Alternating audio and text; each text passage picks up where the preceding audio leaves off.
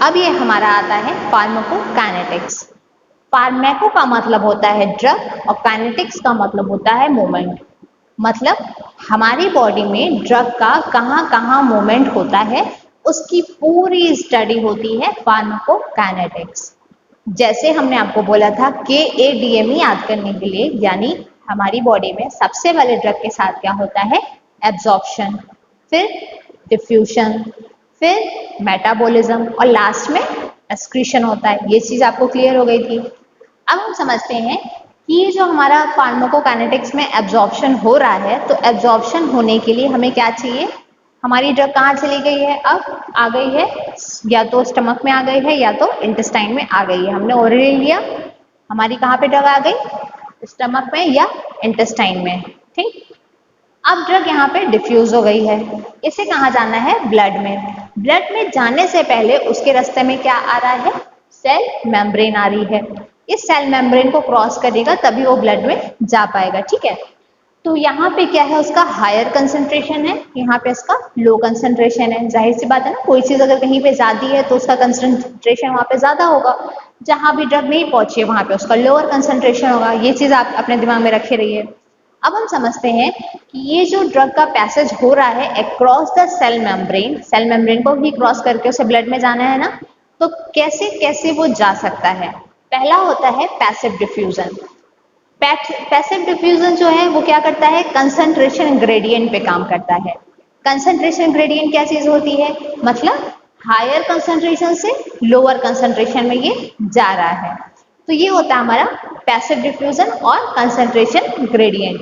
तो जो इसे फॉलो करते हैं वो बहुत सारी ऐसी ड्रग्स हैं जो इसे फॉलो करती हैं। बस आप इतना समझ लीजिए कि बहुत सारी ड्रग्स का डिफ्यूजन जो है वो इसी के थ्रू होता है, इसी टेक्निक से होता है। नेक्स्ट आता है हमारा फिल्ट्रेशन या एक्वस डिफ्यूजन। एक्वस डिफ्यूजन मतलब क्या है कि जो ड्रग है उसका नेचर कैसा होगा, वाटर लविंग होगा, यानी हाइड्रोफिलिक होगा, उसमें वाटर का अमाउंट होगा। ये प्रोसेस जो है अब्जॉर्प्शन का वो 3 जगह से हो सकता है। कौन कौन सी है, जेजुनम, प्रॉक्सिमल कॉन्वोल्यूटेड ट्यूब्यूल और ऑस्मोसिस से भी हो सकता है। ऑस्मोसिस क्या चीज होती है, ये पैसिव डिफ्यूजन की एकदम उल्टा होती है, यानी कंसंट्रेशन ग्रेडियंट की अपोजिट होती है। कंसंट्रेशन ग्रेडियंट क्या था, हायर से लो में जा रहा था, और ये क्या है, लो से हाई में जाता है। सेलेक्ट, ये कहाँ जा रहे हैं, from lower concentration to higher. ठीक है, कैसे जाते हैं, इस रास्ते में इसके सेलेक्टिव परमेबल मेम्ब्रेन होती है। इससे पहले जो हम लोग कंसंट्रेशन ग्रेडियंट पढ़ रहे थे पैसिव डिफ्यूजन में, उसमें क्या था, सेल मेम्ब्रेन थी। ठीक है, इसमें भी है मेम्ब्रेन पर वो सेलेक्टिव परमेबल है, मतलब कुछ ही चीजें जो है उससे क्रॉस हो सकती हैं। जब कोई ऐसी मेम्ब्रेन होती है जो ये डिसाइड करती है कि कौन उसके बाहर जा सकता है कौन नहीं जा सकता है, वो होती है सेलेक्टिव परमेबल मेम्ब्रेन। तो उस चीज को बोलते हैं ऑस्मोसिस। अब इस ऑस्मोसिस में हमें एनर्जी चाहिए होगी, क्योंकि जाहिर सी बात है ना कि हाई से लो तो चला जाएगा, पर लो से अगर हमें हाई में आना है तो हमें क्या चाहिए होगी, एनर्जी चाहिए होगी। तो ऑस्मोसिस में हमें एनर्जी चाहिए होती है। तो ये हो गया फिल्ट्रेशन। और भी टेक्निक्स हैं, उनके बारे में हम अब समझते हैं। अब हमारा आता है स्पेशलाइज्ड ट्रांसपोर्ट। ये स्पेशलाइज्ड ट्रांसपोर्ट है तो मतलब इसमें कुछ स्पेशल होगा। स्पेशल क्या है, ये 2 तरीके से ट्रांसपोर्ट किया जा सकता है। क्या क्या है हमारा, कैरियर मीडिएटेड और पिनोसाइटोसिस। कैरियर मीडिएटेड क्या होता है और पिनोसाइटोसिस क्या होता है, ये हम 1 बाय 1 समझते हैं। पहला आता है हमारा कैरियर ट्रांसपोर्ट। कैरियर ट्रांसपोर्ट क्या चीज होती है कि हमें क्या करना है, हम कहाँ पर हैं, मतलब हम क्या है, हमारा जो ड्रग है वो कहाँ पर है, हमारे स्टमक में है या इंटेस्टाइन में है। उसे सेल मेम्ब्रेन को क्रॉस करके कहाँ जाना है, ब्लड में जाना है। अगर उसे जब ये क्रॉस करना है तो वो सेल मेम्ब्रेन में ही कोई चीज है उसके साथ ही क्या कर रहा है, कोई कॉम्प्लेक्स स्ट्रक्चर बना ले रहा है।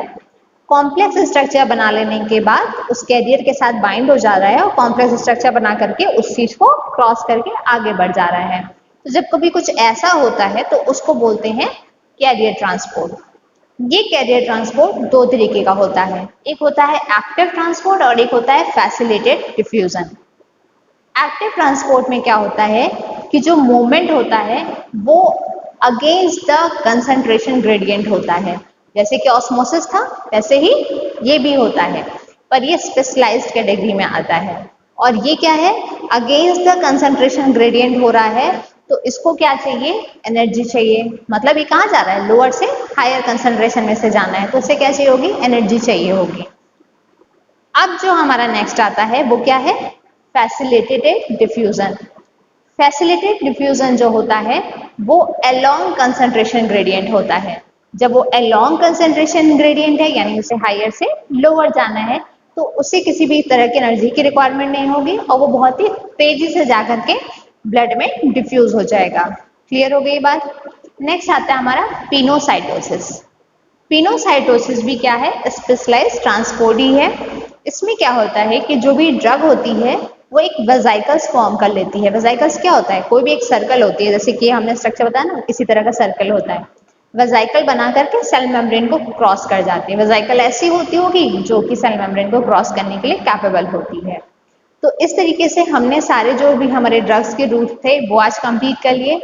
फिर फार्माकोकाइनेटिक्स का जो पहला स्टेप होता है, जो क्या होता है, सेल मेम्ब्रेन से ड्रग को क्रॉस करा करके ब्लड में भेजना, वो हमने समझ लिया कि किस किस पाथवे से हो सकता है। अब कल की क्लास में हम समझेंगे कि ये एब्जॉर्प्शन कैसे होता है ड्रग हमारी बॉडी में जा करके। फिर वन बाय वन हम सारे फार्माकोकाइनेटिक के स्टेप को समझेंगे, जैसे कि डिफ्यूजन होना, मेटाबॉलिज्म होना और एक्सक्रीशन होना। तो आज की क्लास के लिए बस इतना ही, मिलते हैं कल, तब तक के लिए बाय बाय।